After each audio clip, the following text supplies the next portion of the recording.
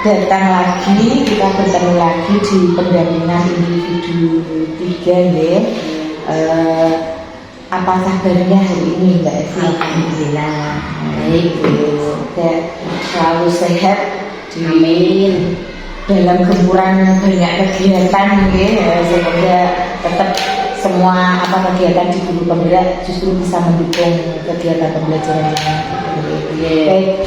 Mbak Evi, hari ini Bu Jui datang ke sini untuk melaksanakan pendampingan individu 3. Itu tema pendampingan implementasi pembelajaran yang berpihak pada murid. Kemudian untuk fokus pendampingan ada 3 ya. Yang pertama ini refleksi hasil survei umpan balik 360 derajat dan penilaian sendiri tentang kompetensi guru penggerak.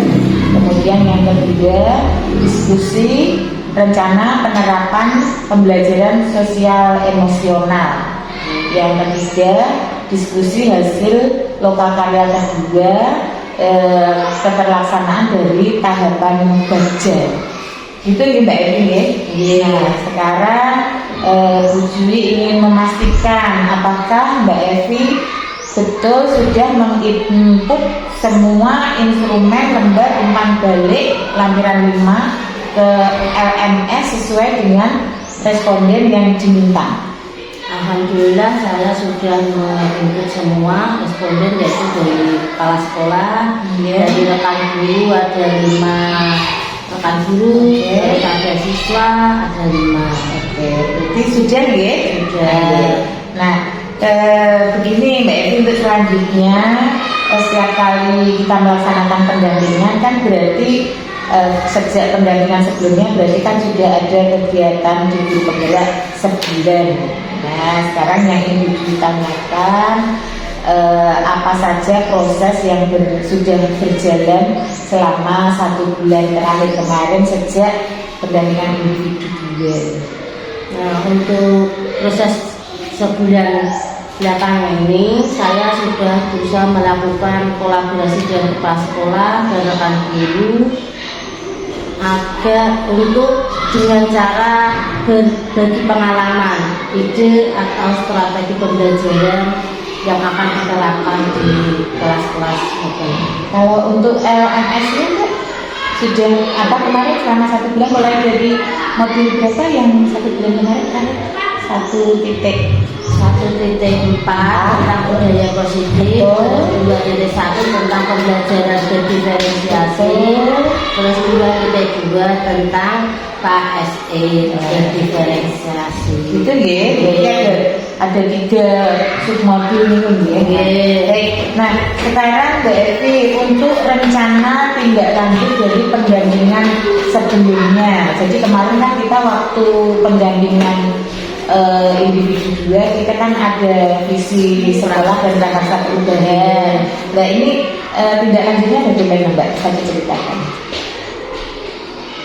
Tindak lanjutnya menerapkan yang sudah menjadi prakarsa perubahan saya, yaitu mengelola pembelajaran yang inovatif dan dengan pemanfaat teknologi. Itu contohnya seperti ini. Pembelajaran saya setelah mengikuti CGP itu saya terapkan di pembelajaran setiap hari, memanfaatkan teknologi menggunakan LCD, setelah menggunakan LCD menayangkan video-video biar anak itu menarik anak dan menyenangkan seperti itu. Jadi diterapkan di lapangan. Jadi kan ada bukti ternyata itu selanjutnya itu juga secara tidak sengaja itu KSE-nya ada tapi kita tidak sadar seperti itu. Dan ternyata belajar KSE ternyata berdiskusi membuat anak seperti ini. Kadang kan apresiasi aja kan, kita kan menanyakan kabar anak, berarti kan kita menstabilkan emosi anak seperti itu. Oh berarti kesini setelah belajar, oh ternyata yang saya terapkan itu ternyata yuk ada jika ini seperti itu. Tetapi kan kita tidak tahu seperti itu. Nah berarti betul memang sebetulnya semua ini sudah pernah kita lakukan Mbak, cuman kita yaitu tadi tidak sadar, tidak tahu bahwa sebetulnya hal itu sudah kita laksanakan. Nah sekarang karena kita sudah tahu bahwa itu adalah diferensiasi, itu adalah kestabilan emosi dan sosial. Nah akhirnya kita jadi semakin terarah dalam melaksanakan kegiatan pembelajaran. Nah sekarang berarti tadi prakasa perubahannya pengelolaan pembelajaran inovatif dengan pemanfaatan teknologi. Oke. Nah sekarang untuk hal yang sudah dicapai selama 1 bulan terakhir yang tadi ada hubungannya dengan terutama berdasarkan ini pemantauan pembelajaran daring, karena begini Mbak Evi, Bujui kan bisa mengakses pekerjaan daring panjenengan dari AMN. Nah, jadi di situ Bujui sudah tahu itu apa-apa yang sudah dilaksanakan oleh Mbak Evi. Nah sekarang tinggal coba Mbak Evi jelaskan sekali lagi capaian selama 1 bulan terakhir. Yang pertama itu membuat pemetaan kebutuhan belajar murid. Ternyata kita belajar berdiferensiasi itu ada beberapa kita pemetakan. Yang pertama tentang kesiapan belajar murid, minat murid, dan profil belajar. Karena di profil belajar itu ada beberapa gaya belajar, yaitu tentang visual, auditorium, terus ada kinestik seperti itu.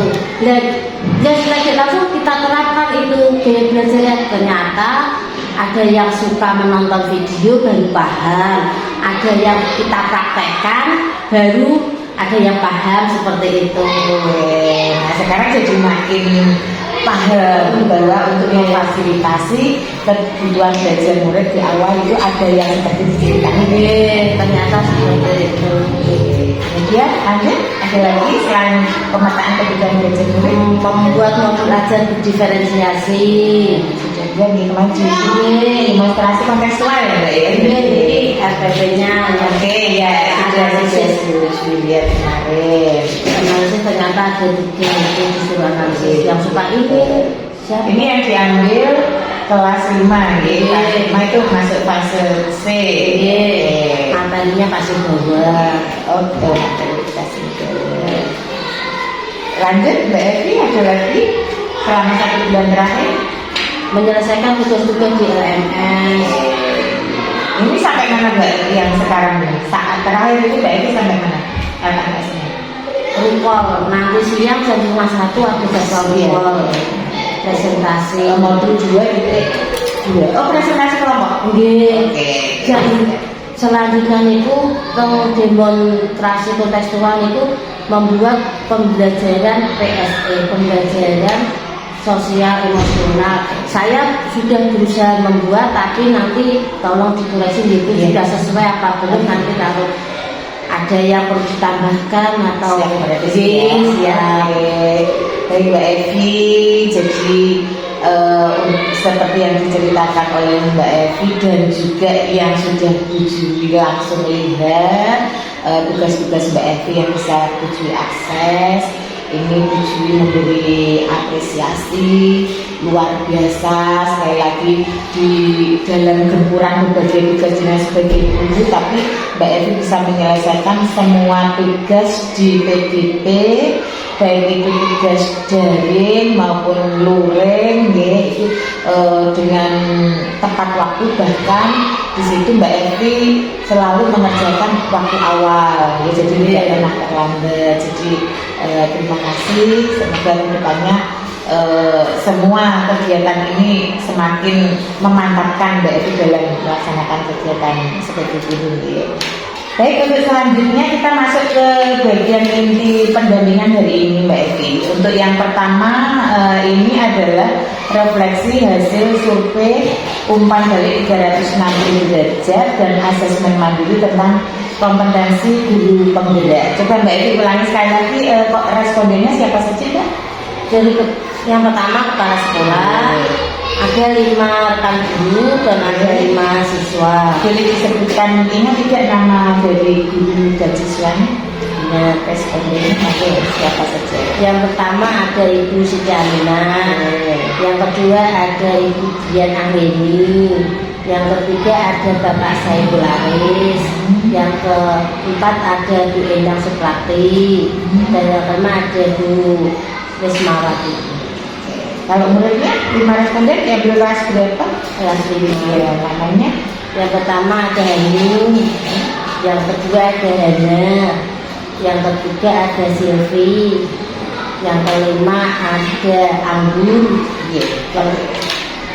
gimana aja ya? Oke, nah kemarin kan berarti Mbak Evi sudah mendapatkan feedback ya, dari responden yang Mbak Evi sebutkan tadi. Nah, berdasarkan hasil feedback 360 derajat dan asesmen mandiri tentang kompetensi guru pembeda, menurut Mbak Evi apakah ada yang kurang baik atau mungkin perlu ditingkatkan menurut feedback dari responden terhadap kompetensi Mbak Evi selaku guru pembeda ini. Feedback hasil penilaian kompetensi ini merupakan tindak lanjut dari penilaian kompetensi yang mendukung program pengembangan kompetensi panjenengan gitu. Ada yang boleh kalau ada coba dijelaskan. Oh, ada yang pertama yaitu yang saya lakukan memperbaiki komunikasi yang baik dengan rekan sejawat dalam kerjasama untuk membangun komunitas sehingga bisa tercipta lingkungan yang aman dan nyaman yang akan menjadi kekuatan dasar saya sebagai calon guru pembeda agar bisa menjadi sebuah perubahan di sekolahan. Oke, ini maksudnya membangun komunitas belajar ya Mbak? Oke. Bisa dijelaskan sedikit nggak komunitas belajar ini? Komunitas belajar untuk kita saling menukar ide atau strategi pembelajaran dengan rekan sejawat seperti itu. Nanti ada masukan apa, ada untuk perubahan. Dilaksanakan kapan Mbak pelaksanaan komunitas belajar ini? Namanya apa kemarin? Komunitas PJK. Oke, lanjut. Kemudian ada lagi? Yang kedua yaitu kreatif dalam membuat metode pembelajaran yang menarik dan tidak monoton sehingga akan menjadi lebih nyaman dalam proses belajar, sehingga memiliki rasa kepercayaan diri yang baik, memiliki kesabaran yang baik dan tercipta pembelajaran yang well-being atau psikologisnya baik sesuai dengan kebutuhan minat bakat siswa. Oke, jadi fokus ke kreatif, pembelajaran yang kreatif agar anak semakin tertarik dalam belajar, sehingga tercipta well-being sesuai dengan kebutuhan minat dan bakat mereka. Oke, cukup. Berarti menurut responden ada 2 hal tersebut yang perlu ditingkatkan untuk kemajuan Mbak Evi selaku guru pembeda itu. Nah sekarang dari responden masing-masing ada kepala sekolah, rekan sejawat, guru dan murid. Tolong jenengan jelaskan pendapat mereka, umpan balik mereka. Monggo. Nah, untuk umpan balik kepala sekolah itu, kepala sekolah memberikan umpan balik bahwa saya telah berusaha aktif menerapkan budaya positif di sekolah. Namun yang lebih perlu ditingkatkan lagi kemampuan dalam menyusun program pembelajaran yang lebih beragam dan inovatif agar siswa tidak jenuh atau monoton dalam menerima pembelajaran. Kalau penerapan budaya positifnya bagaimana yang sudah Mbak Evi laksanakan? Untuk pembiasaan budaya positif dengan setiap pagi salaman di pintu gerbang, anak-anak biar santun. Setelah itu bel masuk, anak-anak diwajibkan sekarang seluruhnya kelas 1 sampai kelas 6 sampai setiap pagi Asmaul Husna diberi waktu tersendiri seperti itu. Biar kan kalau berdoa itu kan kalau kita mengawali pembelajaran dengan berdoa dengan menyebut Asmaul Husna memuji Allah seperti itu, meningkatkan rasa ketakwaan. Ketakwaan anak-anak seperti itu. Kemudian kalau hubungannya dengan perlu meningkatkan kemampuan dalam menyusun program pembelajaran, jadi menurut kepala sekolahnya mengapa kok disuruh dianggap perlu peningkatan? Ya biar anak-anak itu bisa tertarik dalam pembelajaran, biar semangat memotivasi anak. Sudah ada berapa contoh Mbak program pembelajaran yang beragam dan inovatif yang dilaksanakan Mbak Evi? Contohnya kadang anak-anak kan pembelajarannya materinya bola voli. Kalau bola voli itu menuntut bola voli yang satu tok bola besar itu. Anak-anak kan ada yang takut. Takut kena bola. Nah, dengan saya berinovasi dengan membuat itu memakai bola plastik. Nanti kalau anak-anak sudah gak apa-apa bisa nanti dicoba dengan bola yang keras itu yang habis. Tapi kan untuk anak SD itu kan langsung diunggah bola yang keras itu kan kita takut ada seperti itu satu pun. Kalau kita bola plastik dulu nanti kalau bisa coba-coba nanti. Iya, ternyata iya betul juga gitu. Kita latih dulu jadi yang supaya mereka nggak takut dengan voli itu betul keren gitu Mbak. Bagus. Kemudian untuk yang rekan sejawat Mbak, bagaimana? Nah, untuk rekan sejawat itu memberikan umpan balik bahwa saya memiliki komitmen yang baik dalam penerapan budaya positif di sekolah. Namun saya juga harus meningkatkan keterampilan dalam pengelolaan kelas dan mengatasi tantangan-tantangan yang muncul selama proses pembelajaran. Ini apa Mbak? Kok harus meningkatkan menurut teman-teman dulu kok Mbak Evi harus meningkatkan keterampilan pengelolaan kelas itu maksudnya? Kan setiap kelas itu tidak siswanya itu tidak semuanya kooperatif. Kan kadang ada yang lemah maksudnya itu kan tidak aktif gitu. Reaksinya kan disuruh apa gede-gede apa itu sebetulnya tantangannya seperti itu, maksudnya kita pendekatan ke siswa. Gini tolongnya sakit atau gimana seperti itu, kalau nggak mau ikut takutnya apa kita tanya dulu. Nanti kita juga pun dia setiap hari didekati kita, nanti pas pembelajaran ya mau berbaur sama yang lain. Itu ada setiap kelas tuh pasti ada anak yang seperti itu. Oh iya betul. Jadi guru harus memberi pendekatan secara pribadi. Ya, akhirnya jadi tahu permasalahan mereka dan bisa memberi solusi.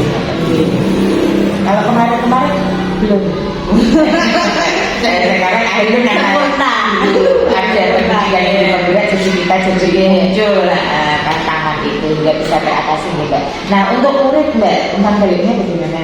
Nah untuk murid itu berharap untuk adanya variasi metode mengajar dan penggunaan teknologi supaya pembelajaran jadi menarik.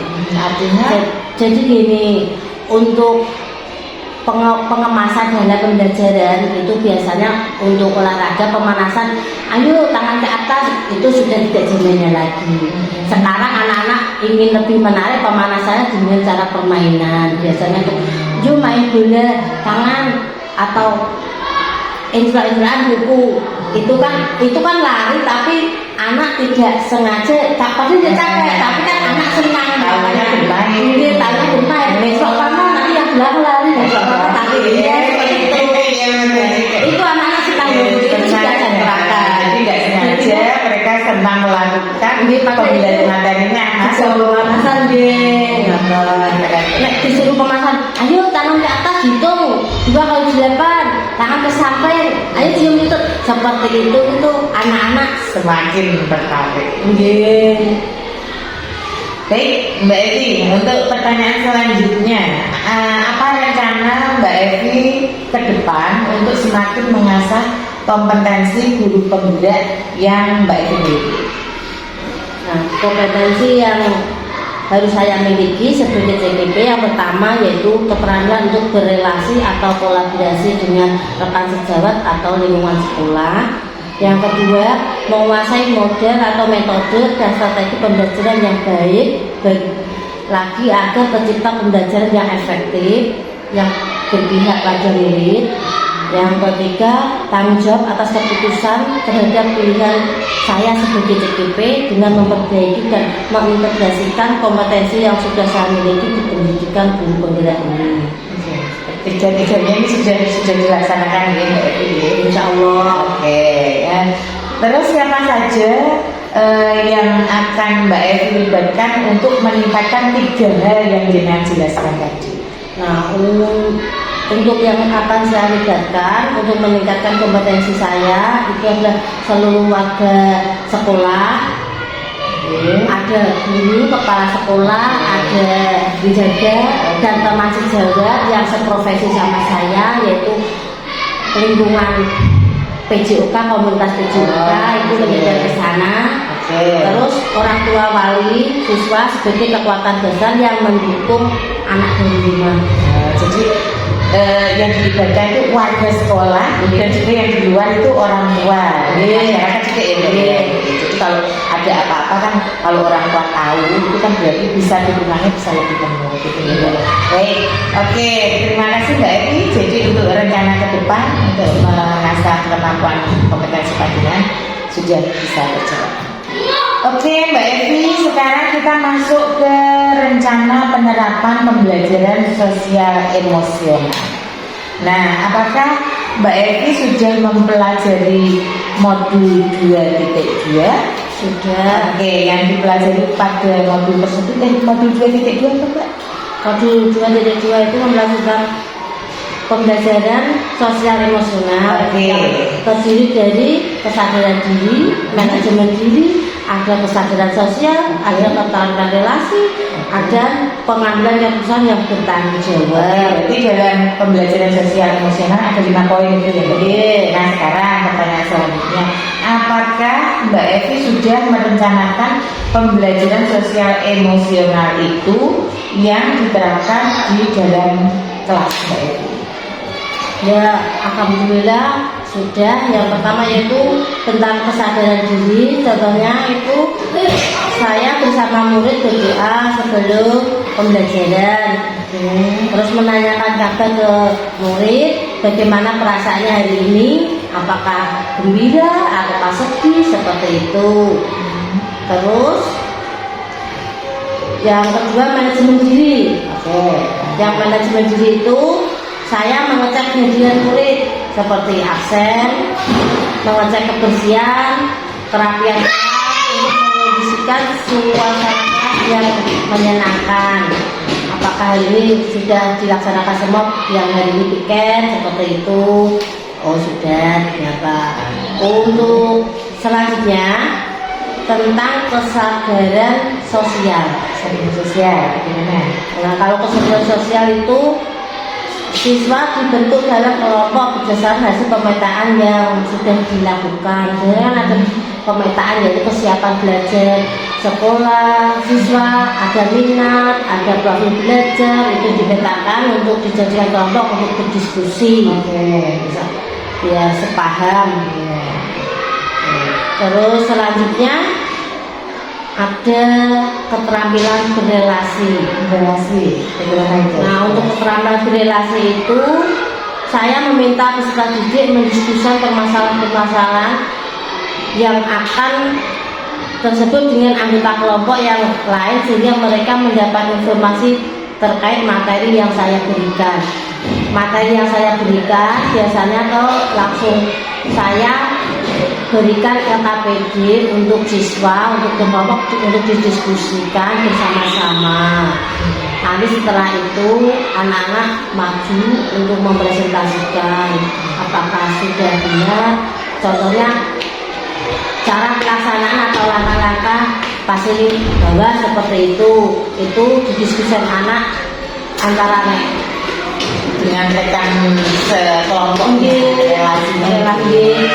Oke, lanjut yang satu lagi. Untuk yang terakhir yaitu pengambilan keputusan. Ya, pengambilan keputusan itu saya terapkan dalam sama peserta merefleksi pelaksanaan pembelajaran melalui tanya jawab secara klasikal. Setelah terakhir kita refleksi evaluasi pembelajaran bagaimana anak sudah paham apa belum atau ada yang ditanyakan, itu saya berikan untuk pengambilan keputusan. Artinya dalam satu kegiatan pembelajaran itu mulai dari kesadaran diri sampai yang terakhir pengambilan keputusan tanggung jawab itu sudah dilaksanakan di dalam kelas BFI. Insya Allah sudah. Oke, nah sekarang apa harapan Mbak Evi setelah menerapkan pembelajaran sosial emosional di kelas panjenengan itu tadi? Nah, harapan saya setelah menerapkan pembelajaran sosial emosional di kelas adalah terciptanya lingkungan belajar yang lebih positif, meningkatkan pencapaian akademik murid, dan terciptanya kesejahteraan psikologis atau well-being seperti itu. Oke, jadi intinya kita harus bisa menerapkan pembelajaran sosial emosional itu ya Mbak Evi ya, yang 5 poin tadi, supaya tercipta lingkungan belajar yang lebih positif. Jadi untuk bisa meningkatkan, selain peningkatan pencapaian akademik murid yang pengetahuan, itu juga kesejahteraan psikologis dia, mentalnya juga terpenuhi, ya kan? Siap mentalnya untuk mengelola belajar. Gitu. Nanti kalau sudah seperti itu kan nanti yang pencapaian akademik juga bisa itu Mbak Evi. Ya, terima kasih untuk yang rencana penerapan pembelajaran sosial emosional berarti sudah terlaksana dengan baik. Baik Mbak Evi, sekarang kita masuk ke keterlaksanaan tahapan baca. Nah, apakah Mbak Evi sudah menerapkan metode baca untuk merencanakan perubahan pada diri panjenengan? Alhamdulillah sudah. Bagaimana Mbak penerapannya metode bacanya? Boleh dijelaskan? Metode baca saya terapkan dengan Mulai dari prakasa perubahan boleh. Prakasa perubahannya yaitu mengelola pembelajaran yang inovatif yang ini terus saya terapkan dalam pembelajaran sehari-hari dengan cara memanfaatkan teknologi, yaitu dengan menggunakan LCD kita tayangkan video-video yang bersangkutan dengan pembelajaran hari itu. Terus yang selanjutnya dengan memodifikasi permainan, yaitu dengan memodifikasi permainan dengan bermain, biasanya pemanasan itu biasa saja diganti dengan permainan seperti itu. Gimana Mbak contohnya Mbak pemanasan itu? Pemanasannya kalau kita itu pemanasannya dengan bermain bintang alen untuk lari bintang alen seperti itu. Jadi anak-anak tidak terasa itu juga melakukan semuanya.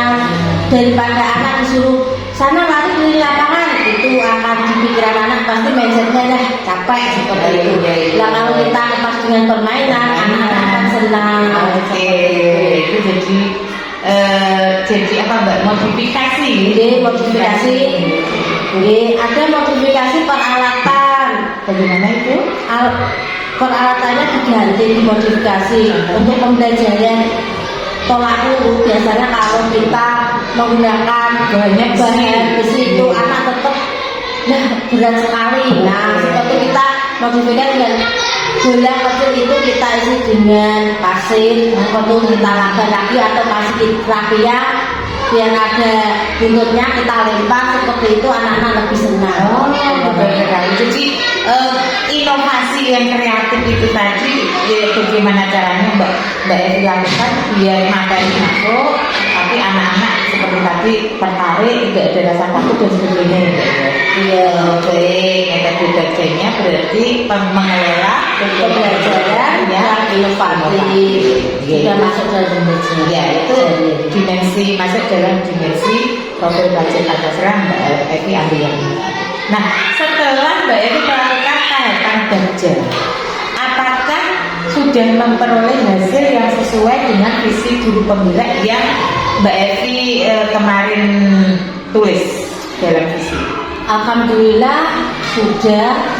Karena visi saya itu terwujudnya Ya, beriman dan bertakwa, kreatif dan mandiri. Itu sama dengan inovasi. ada inovasinya. Nah itu saya terapkan dari pembelajaran sehari-hari tentang inovasi tersebut.